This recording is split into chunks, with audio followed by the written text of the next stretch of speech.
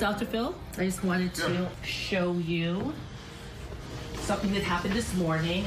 Let me play it. I wish I could see you. I wish you were here. I can't wait to see you.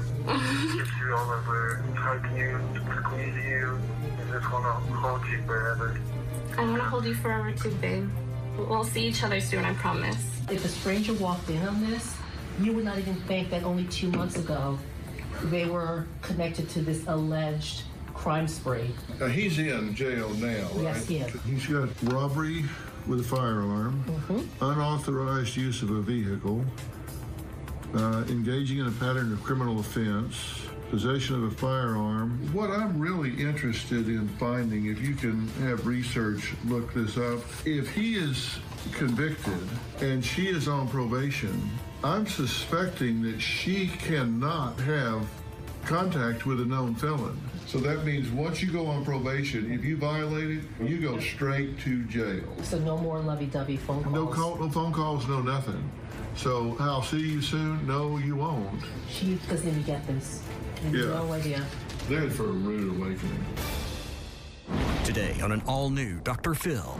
Alexis and her boyfriend have this Bonnie and Clyde thing going on. You had a death pact, so if you got arrested, he's going to shoot you and then himself? We were going to, line our heads up and do it at the same time. They're facing felony charges. The cops were chasing us. He bailed and took off running and left you there. He's protected me for so long. He takes a gun into a store, allegedly. This is the guy that's protecting you? Today's going to be a changing day in your life. You've never had anybody working harder to bring you to the threshold of change than right now.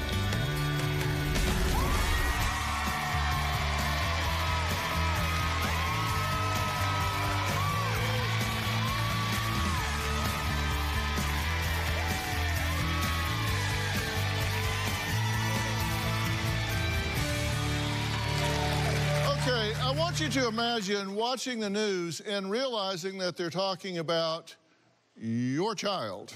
A multi-state violent crime spree comes to an end in Guthrie. After days of being on the run, 30-year-old Lawrence Lewis is in jail. Saturday night, investigators say Lewis and 23-year-old Alexis Nugent robbed a clerk at this Dollar General at gunpoint. They're also accused of running from police in North Texas, stealing a car, and coming to Oklahoma. Officers arrested Nugent, but Lewis escaped. News 9 photographer Joby McAdams spots a man believed to be Lewis swimming in the middle of the lake. Finally, this morning, a homeowner holds Lewis at gunpoint after he breaks into their garage. Lewis will also face a burglary charge in Logan County. As for Nugent, she's behind bars on a robbery and accessory complaint. Well, Stacey says her 23-year-old daughter, Alexis, still faces charges for what police claim is her part in an interstate crime spree with her boyfriend, Lance. Now, one stop in the alleged crime spree was a dollar store where authorities say Lance was caught on a security camera pointing a gun at an employee. Alexis' mother, Stacey, and grandmother, Vicky, say Alexis has fallen under the spell of a man who they fear will absolutely destroy her. On my birthday, my daughter Alexis texted me saying happy birthday, that she would see me in a couple hours. I never heard back from my daughter until she was in jail. Alexis and her boyfriend Lance have this weird Bonnie and Clyde thing going on. She told me on this trip that they had a death pact. Because of the crime spree that Alexis and Lance went on, Alexis is facing 3 felony charges, including 2 counts of grand theft auto, accessory to an armed robbery, criminal mischief among counties, and that's just in Oklahoma. I want to believe she didn't know what was going down when these crimes started, but anything Lance tells her to do, she does. I told you something different when I was in jail because I was in jail and everybody was telling me a certain way to do it. Right now, Lance is facing a lot of jail time and may not even get out of prison until he's 40 or 50. I hope she's not going to waste her life waiting on somebody for all that time. I think Alexis is with Lance because of her past traumas. He's a support system for her, and she feels protected by him. Alexis was sexually assaulted when she was 18. She completely changed after the assault. Everything with her has been way more explosive. I don't know if she really understands how much trouble she's actually in. She doesn't seem to register reality. And before all this, I tried to tell Alexis to dump Lance, but she didn't want to hear any of this. I was hanging out with people doing bad stuff before this. I had serious concerns about this guy.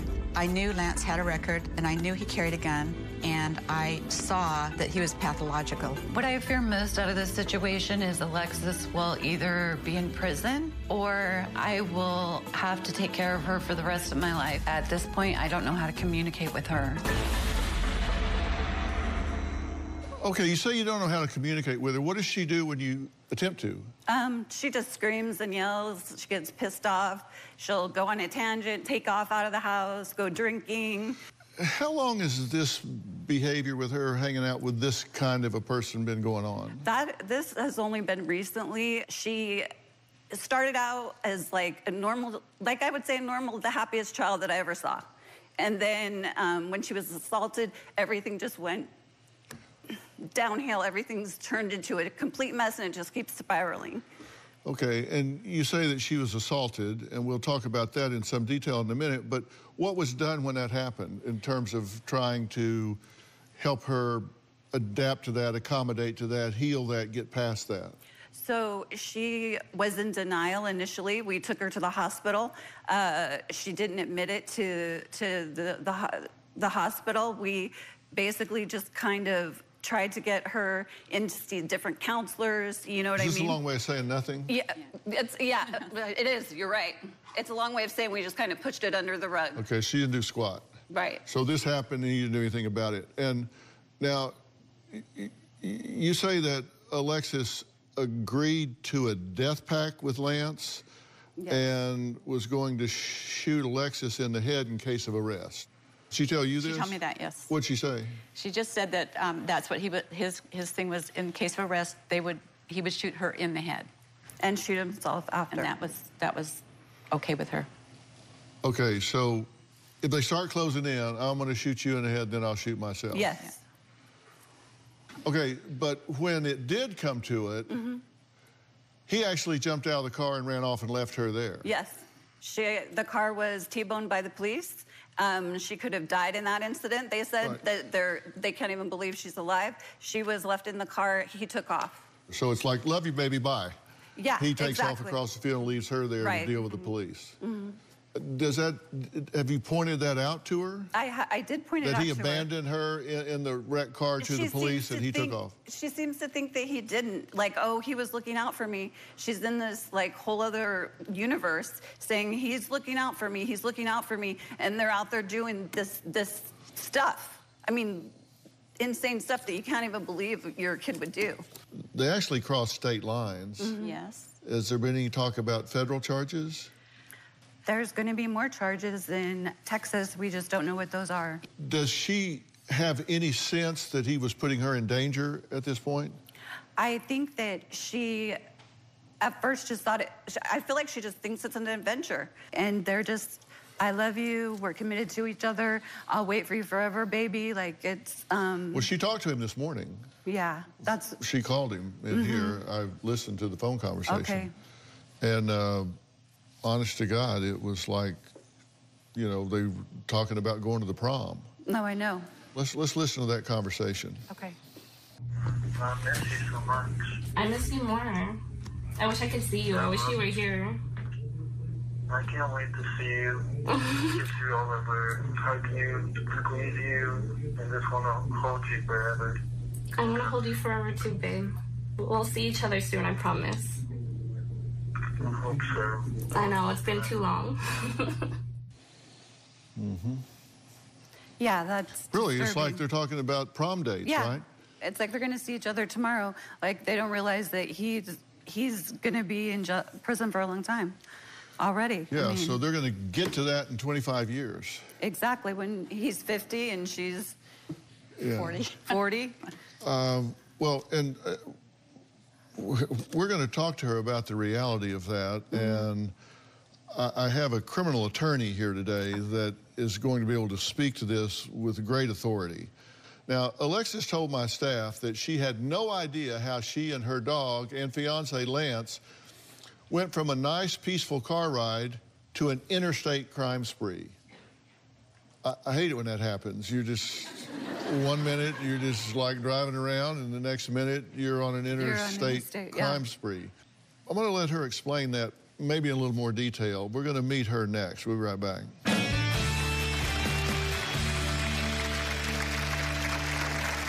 I love Lance and he loves me. He's like my backbone. He won't argue with me. He won't yell at me or lecture me. Like, he's my positive person in my life. And later, it bothers you to hear her talk about taking her own life, did it not? Yeah, watching what you're doing in your life bothered me. Mm-hmm. And now it's not funny. I know, yeah. Is it better for you to go to prison? Tomorrow.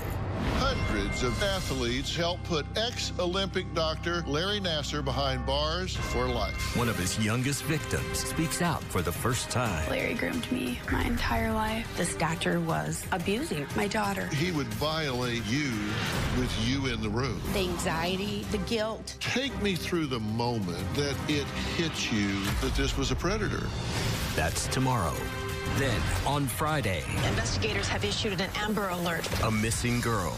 I've talked to a lot of mothers of abducted children, and you're the most calm I've ever talked to. A Dr. Phil exclusive. That's Friday. Right now, with everything that has been going on, it is too difficult to have Alexis under our roof. I brought Alexis to live with me so that her parents could have a break. But now I see the reality of what they were going through. Alexis doesn't respect my house. She doesn't respect my rules. She's stealing alcohol. She's smoking in my house. All her life is worrying about her clothes, doing her makeup, talking to Lance, sleeping, but it's very seldom that she ever does anything constructive. I'm wondering why it's so hard for her. She's 23, but her brain has not developed since high school. It really is like living with an adolescent. Well, Vicki says her granddaughter Alexis was arrested after police say she was involved in an alleged crime spree involving 5 stolen cars and an attempted robbery with her fiancé. And her fiancé supposedly had a gun. Alexis says despite her face being plastered all over the news, she still loves her fiancé Lance and will never incriminate him. Everything that's happened with Lance and I feel like I've had no choice but to come out of my shell. It seems like every time I try to be honest with my family about how I feel, they either want to argue or fight with me, and then I start to self-destruct emotionally. I've built such a wall up because if I say one little thing that will tick them off, like, they'll argue with me, and I'm emotionally drained and I can't do it anymore. Other than having to deal with the stress of court, being in jail, and also not knowing if I'm going to be seeing my fiancé Lance, I have my own battles going on between my parents and also my grandmother. They try to change my personality and want me to be someone I'm not. The main issue between my mother and I is she likes to drink and start fights with me. And the next morning she'll wake up and not remember any of the fights. She also makes me feel like everything I do is wrong.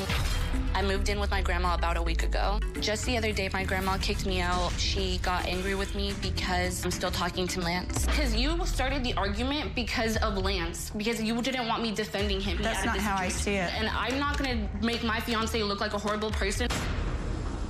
I love Lance and he loves me. Lance is a soft spot for me because he's where I can run and not have someone yelling at me. He's like my backbone. He won't argue with me. He won't yell at me or lecture me. Like, he's my positive person in my life. We get along really good. We're like 2 peas in a pod. We act so goofy together. We can be weird together, and like, we don't judge each other. I've never been more happy than when I was with Lance. I'd much rather be homeless than be told that I can't be myself. Even though Lance is behind bars, he's still my man, and I'm gonna stick with him. Okay, it's good to meet you. Yeah, it was nice meeting you too. Now, you said even though he's behind bars, you're going to stick with him. Yes. Mm-hmm. And you're very sensitive about not wanting to say anything that throws him under the bus or incriminates him. Yes. But and let me just assure you, I'm not going to ask you to do that. That's fine. Because you don't need to. They got security cameras with a gun in his hand. I haven't really watched any of the videos, though. I have. And so they really don't. I'm sure. No, they really don't need your help. So I won't call on you for that. Of course. So you don't feel guilty about that. But he is in jail. Yes. Mm-hmm. And he is facing multiple felony charges. Yes. And just with what he's charged with so far, he's looking at 25 to 30 years and $25,000 in fines, which he can't pay. And then you're also charged. I have 3 charges at the moment. And what do you think's likely to happen with your charges? Well, I'm trying to be optimistic about it since I do have no priors. I'm hoping I'll just get like probation for probably like 10 years or something like that. But I mean, that's still not like the most ideal thing possible, but there is the chance that I am going to be facing time as well. So, I mean, I could be doing months or even years behind bars. What was in your mind when you and your boyfriend allegedly did what you allegedly did? Well, the thing is, most of it I didn't have a clue. Like, this stuff that you guys do have on video, I didn't know about. And we were just trying to make, like, a better life for ourselves. But once you're not sleeping or eating or your mind is messed up on drugs, you really don't do what you really would do if you're in, like, the right state of mind. When this security camera, when I said we didn't need your help, this security camera picture here where he's going into the store with a gun in his hand, you were right behind him in the car. I was I didn't know that that was gonna be going down. Our car broke down, and he kind of just said that he was gonna go get some help. So I didn't assume that was the help. And you had a death pact. Yes, we did. So if you got arrested, he's going to shoot you in the head and then himself? We were going to do it at the same time, like line our heads up and do it at one time. Why, by the way? Like I said, whenever you're not sleeping, not eating, and you're doing drugs, like your mind's not fully there. That doesn't make sense to you now. No. When you did crash the car, he was driving, and he bailed and took off running. Yeah. And left you there. He told me to run as well because he didn't want me to get him in trouble, but I didn't. Hey, it's ride or die, baby. They catch us, we're going down together. Then when they do, he hauls ass and leaves you there. Well, I knew about it, though. Well, Alexa says when she got out of jail, she purchased an engagement ring for herself as a reminder of her boyfriend, Lance.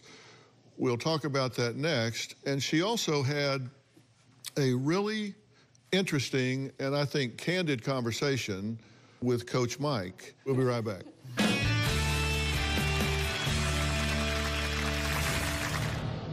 I didn't think it was really going to be all about like this situation. Can I have a moment, please? Alexis? Yeah. You okay? A few months ago, my boyfriend Lance randomly picked me flowers. He got on his knees. He didn't have a ring, but he asked me to marry him, and I said yes. I think the engagement's a spoof. It's not going to happen because he's not going to be getting out of jail anytime soon. If they got married, I don't know how our relationship would continue. When I got out of jail, I bought a ring at a thrift store for $2. It makes me feel like Lance is still part of my life. How did you afford that? It's a $2 ring, but I mean, I put it on, like I bought it, and then this one here is actually from a family friend of his that they gave to me, which both of them, they're not like real or they're not fancy, but it doesn't have to be like that. Counts. It's a thought that counts. It's symbolic, yeah, right? it means something to me, and I like to keep wearing it. It doesn't matter whether it's no, it doesn't matter. $2. I mean, people thought it was real before, so I was like, yeah. Sure. But it's symbolic to you. It means yes, something to you. I get that. Okay, now I really wanted to dig deeper with Alexis, so I called on Mike Baer to meet with her in advance. Now, he is a life coach and CEO of Cass Centers. Now, Coach Mike focuses on helping his clients break free of destructive patterns that aren't yielding the results that they want. And his New York Times best-selling book is called Best Self, Be You Only Better. So I asked Mike to sit down with Alexis a few days ago to really learn what it is that she actually wants from her life and take a good hard look at what's working and what's not working. Let's take a look at what they had to talk about. Hello. Hi, Alexis. Hey. Nice to meet you. Coach Mike, nice to meet you. So what would you say is not working for you right now? I drink a lot. Let's just start to write out what's not working for you. Drink too much? Drink too much, yeah. Okay. Talking to my parents isn't working because every time I do try to talk to them, it ends up in an argument. And what is working? I like drawing and painting, and that kind of gets my emotions, like, out there. So being creative? Being creative, yeah, because I like to do makeup, too. Okay. What else is working? Talking to Lance helps me. He's my positive person, and I feel like I'm gonna lose the only person who actually listens to me. And that's scary. That's scary, yeah. Can you just draw over here Okay. a picture of you and Lance? Okay. That's a great photo. Over here, I want you to draw Lance in jail. Okay.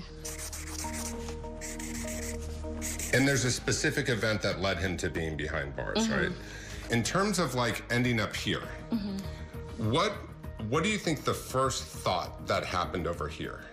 Well, we needed money because we both weren't working. What did you end up doing to get money?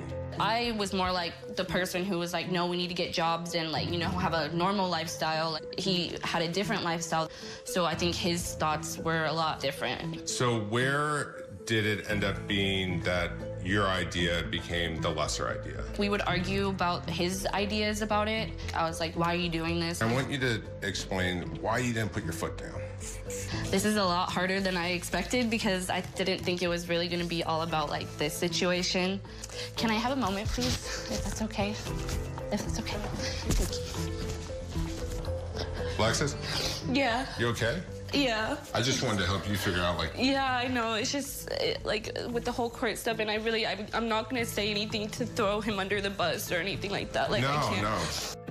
I think what came out of this for me is how you know in your gut what's right. Yeah. And you have a hard time setting boundaries. What goals do you have in your life? Well, I would like to have a good job. I would like to have... You want a job? I want a job, yeah. Okay, what type of job? I have 3 of my dream jobs. Okay, what are they? I would want to be a tattoo artist, a makeup artist, or do something for Disney. Okay, so draw yourself working in the arts, just the vibe, the energy you got to it. What else would you love? I would love to have my own place. So independence? Like, independence, yeah. What we'll do is we'll take some of this to Dr. Phil and get his impressions. Okay. And we will then have a plan. How's that sound? That sounds awesome to me. Please welcome Coach Mike Baer. So, Coach Mike, what did you take away from that session? Thank you for having me, Dr. Phil. I mean, what I took away from that session is we spent probably the only hour in the last year of your life where you've actually looked at your own life. Yeah, that's true. And that you've actually started to assess your life. It bothers you to hear her talk about taking her own life, did it not? Yeah, the whole watching what you're doing in your life bothered me. And it's not funny. I know, yeah. Is it better for you to go to prison and sit there so you can evaluate your life, or is it better for you to get some help? But if you want to get some help, you got to get a little bit of curiosity into your life. That's why I'm here. Like, I wouldn't put myself or my family in this position if I wasn't ready to change something. You were really betrayed. Yeah. You, in fact, were drugged, raped, and beaten. We kind of just blew it off. Okay, Alexis, you're fine, though. Like, you'll get over it. And later, if you really love this girl, why would you put her in danger the way you have?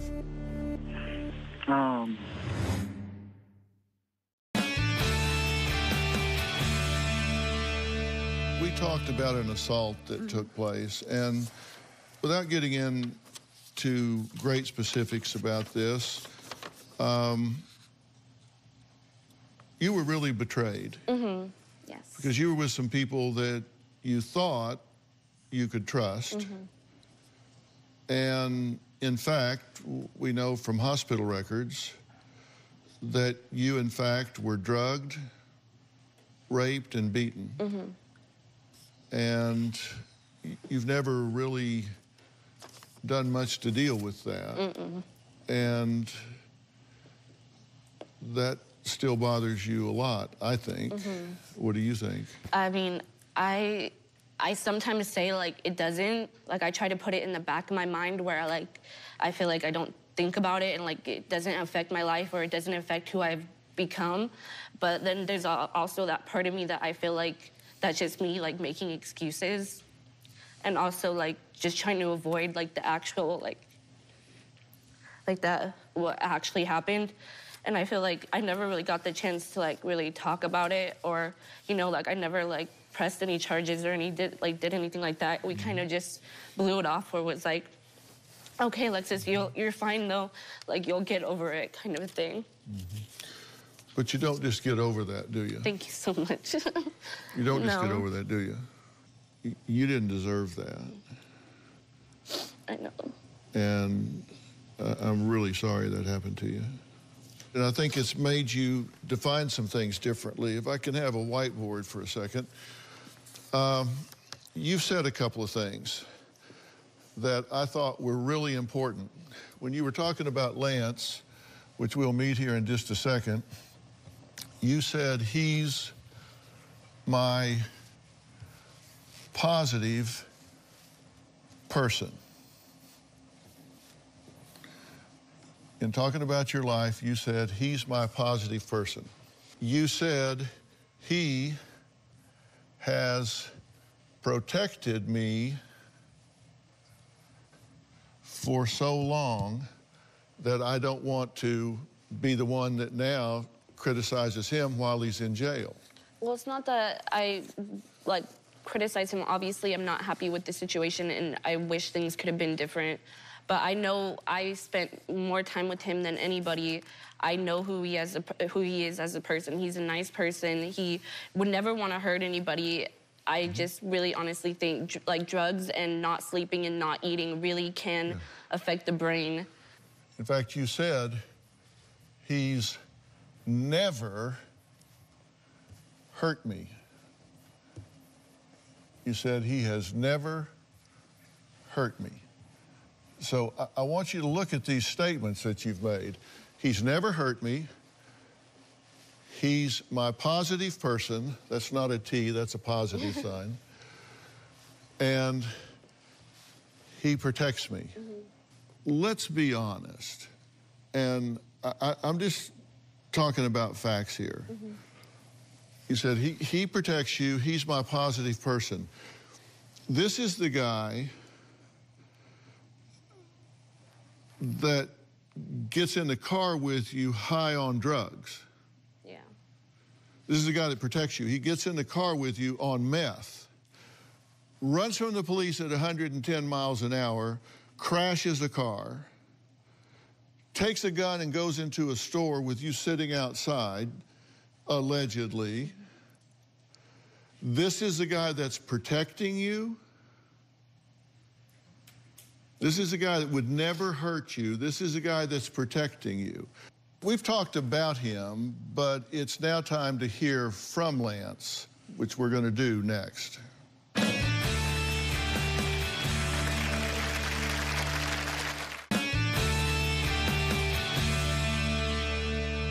Let's hear from Lance, so everybody gets a feel for his personality. Hello, Dr. Phil? Yes. How are you? Oh, I'm all right, thank you. Right now, you're in jail, and Alexis feels like you two are very much in love. And I'm curious, if you really love this girl, why would you put her in danger the way you have?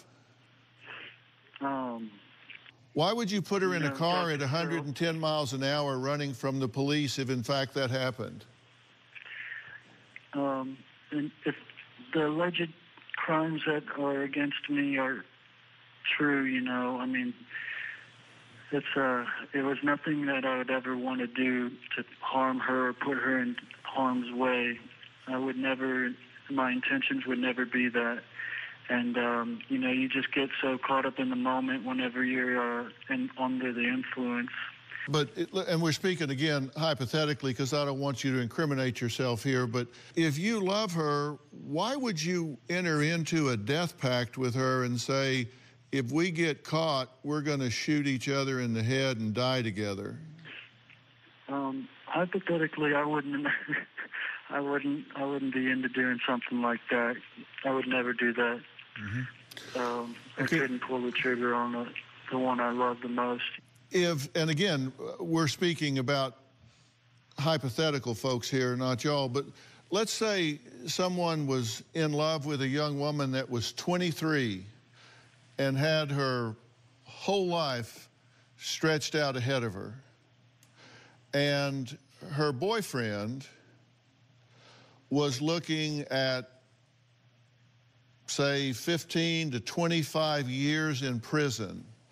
If that person loved that girl, would he say, take yourself out of the game and sit on the sidelines for 15 years, waiting for me to get out of prison? We've only known each other for about 16 weeks, but wait until you're 40 for me to get out of prison.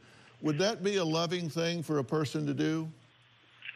No, Dr. Phil, I don't think so. And as a matter of fact, to be straightforward, I had told Alexis that I don't expect her to wait for me, and I would rather her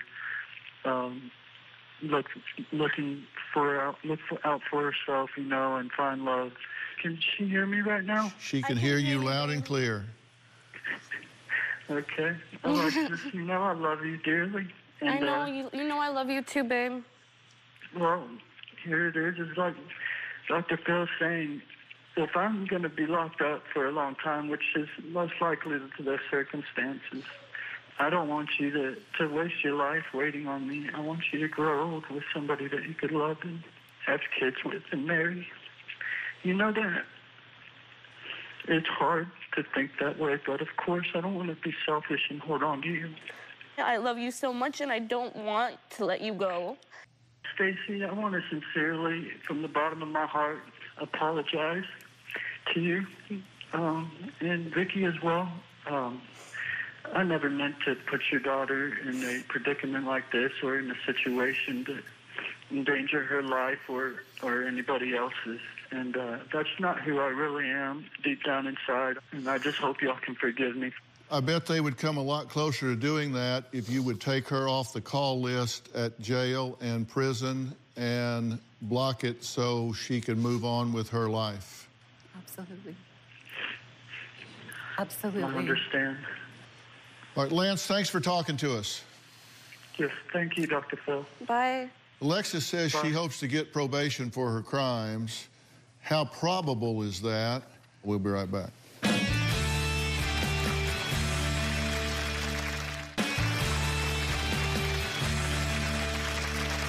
Alexis is being charged with 2 counts of unauthorized use of a vehicle and 1 count of engaging in a pattern of criminal offenses in 2 or more counties after being arrested with her boyfriend, Lance.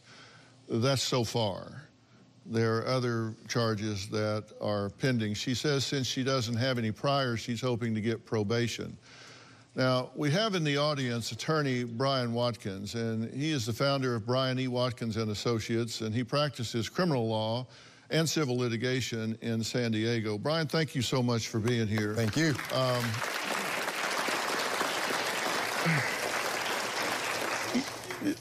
The truth of the matter is, they're not even supposed to be talking now, correct? Correct. As co-defendants, they're not supposed to be having communications. And if Alexis is convicted, she'll be a felon, and she will not be able to have contact with him, and she cannot go to the prison grounds and visit him, nor will they be able to speak on the phone. The judge will break them up. With regard to Lance, with security cameras, with him with a gun in his hand, with police chase and him crashing a stolen car, with him crossing state lines, a DA's going to feel like they've got a pretty good case, would you not think? I don't think Johnny Cochran can get him out of this. Yeah. And he does have priors, and so the chance is pretty good they're going to throw the book at him and not cut him the best deal in the world. They offered him 25 years. And they think that's a gift. Yeah. The reality is, you may never see him again. Yeah, I know. From a legal standpoint, what can she do that would likely cause the court to say, okay, I'm going to take a less harsh approach to her in terms of punishment and sentencing? She is eligible for probation, but that's not enough. You need to be eligible and suitable for probation. What does suitable mean? mean that you are amenable to treatment, amenable to rehabilitating yourself and not reoffending.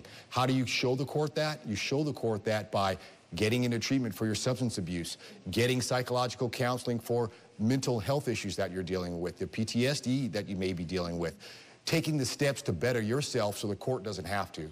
I want to introduce Dr. Charles Sophie, and Dr. Charles Sophie is a board-certified psychiatrist in multiple specialties, and he's the medical director of the Department of Child and Family Services for LA, and one of his specialties is in adult psychiatry, and he is very well versed in post-traumatic stress disorder and what happens when you take toxic chemicals into your body, such as meth and cocaine. It changes the brain and causes you to make different sorts of errors in judgment. Dr. Sophie, PTSD plus these toxic chemicals, there's a real issue here. There's a real issue here, and I commend you. I think you have a really core person that's in there that's a loving, caring woman who wants to do better. So if that is there, you should reach and get that out. Because you've had a horrific trauma when you were, what, 17? About 18, 19. You were betrayed and you were assaulted in a big, deep way, and you learned about it in a horrible way. And that's a traumatic brain injury on a brain that wasn't even well developed. Yeah. That changed the way your brain formed, which then already changes the way you're going to make a decision. Then you add drugs and alcohol, and you're off to the races. You got to get yourself straightened out. I've got one more thing to say to Alexis after the break, and I think it's very, very important. We'll be right back. You know, Coach Mike's book is Best Self, Be You Only Better. It takes a lot to get to that best self. You've got to get a lot of obstacles out of the way. You've got to hit the reset button on your life. That's what needs to happen here. That's exactly what needs to happen, is to understand who your best self is and how to protect that so that you're living the life that you deserve. Also joining us in the audience is Dr. Dina Mannion. Hi. And Dr. Mannion, hi, Dina.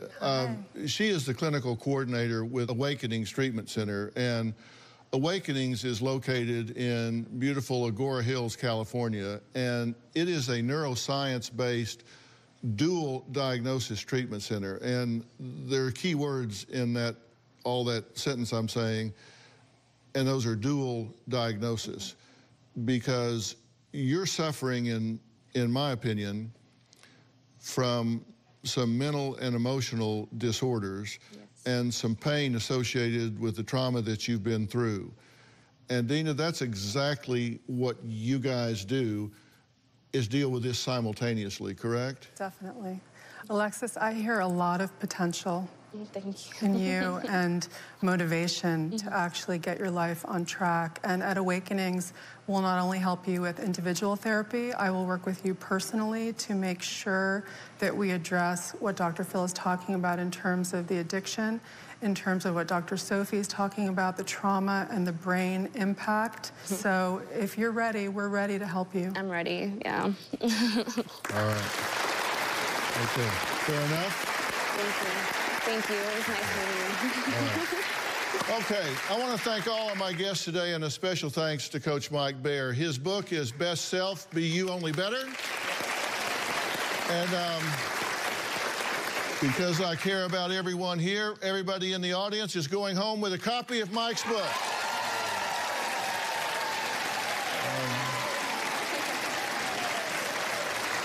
If you visit CoachMikeBaer.com, you can receive a free personal assessment that will tell you just how ready you are right now to make the changes you want to see in your life.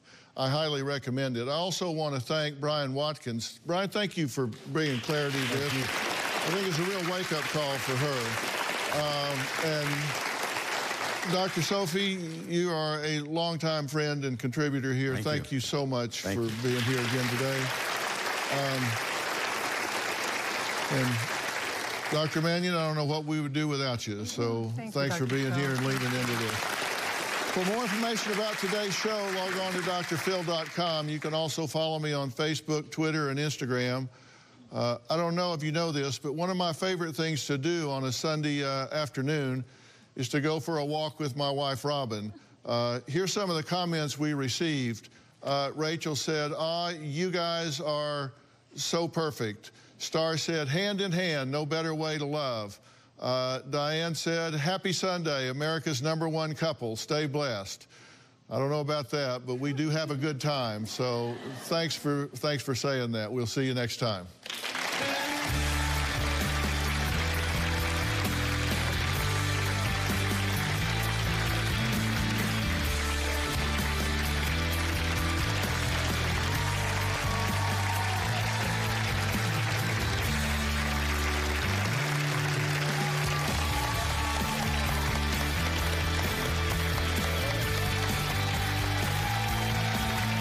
By the way, today's phrase of the day is working your way through school.